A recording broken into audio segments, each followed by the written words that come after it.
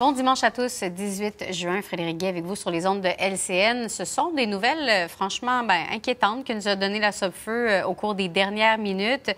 Marie-Lise est avec nous pour nous en parler. Marie-Lise, la sécheresse se poursuit malheureusement en Abitibi et dans le nord du Québec et on pense que la situation pourrait se détériorer cette semaine en plus. Oui, la sécurité publique et la Sopfeu viennent de faire le point vers 10h30 sur les incendies et ce qui s'en vient pour la semaine à venir. Et oui, on parle d'une semaine déterminante en raison des températures qui vont être chaudes et aussi de l'absence de précipitations. Les zones à risque, ce sont les endroits qui sont déjà touchés par ces feux de forêt depuis plusieurs semaines. Donc, l'Abitibi, la Côte-Nord, le nord du Québec et Saguenay. On parle de chaleur importante à partir de mardi. Ça pourrait s'échelonner jusqu'à vendredi.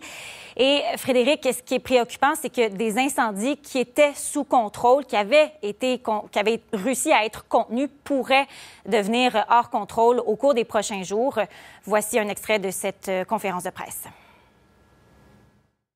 Dans notre système, sont des feux contenus, pour certains, où on a fait des actions, mais pour lesquels ils ont été contenus par les pluies des derniers jours. Dans des indices, comme on va voir dans les prochains jours, pourrait survenir qu'un nombre à établir et on est à regarder quels sont les incendies les plus susceptibles dans nos feux contenus de redevenir hors contrôle. Donc, on ne peut pas se cacher que la situation va être préoccupante. On la monitore, on va faire toutes les actions nécessaires pour s'assurer que ce n'est pas ce qui se produise, mais on ne peut pas vous garantir que les feux actuellement contenus ne redeviendront pas hors contrôle. Puis naturellement, les feux qui sont déjà hors contrôle, on regarde dans l'Abitibi particulièrement et une partie du nord du Québec, ces feux-là vont continuer à s'activer graduellement de plus en plus jusqu'au maximum de mercredi, jeudi et vendredi.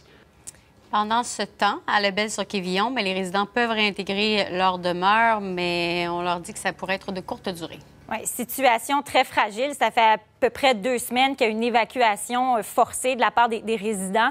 Et à partir de ce matin, ils peuvent commencer à réintégrer Lebel-sur-Quévillon. Par contre, le maire, ce qu'il a mentionné, c'est qu'étant donné l'absence de précipitations et les chaleurs qui s'en viennent, les résidents doivent demeurer aux aguets. Il est possible que cette semaine, encore une fois, il y ait une ordre d'évacuation qui soit émise. Je vous laisse l'entendre. Il fallait prendre une décision hier avec le conseil. Qu'est-ce qu'on faisait? Est-ce qu'on revient ou qu'est-ce qu'on annule? Mais après 16-17 jours, je pense, aujourd'hui, les citoyens, ils en ont assez, là. Donc, on a décidé que les citoyens pouvaient revenir en toute sécurité. On reste à l'intérieur de la ville. Puis, on se prépare. Si ça vire mal, bien, on ressort une autre fois. Mais j'aimais mieux faire ça que de dire... rester encore 10 jours à l'extérieur. La dernière fois, on est parti en catastrophe. Là. Les gens ont parti avec une paire de pantalons ou 2. Là. Mais là, les gens savent. On veut qu'ils se préparent. Qu'ils préparent le valise, qu'ils la mettent même dans l'auto si besoin.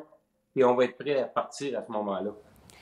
Alors, la sécurité publique qui demande aux résidents qui habitent dans des zones à risque en Abitibi, Côte-Nord, nord du Québec, Saguenay, de bien suivre les consignes cette semaine et de se tenir prêt à un éventuel ordre d'évacuation.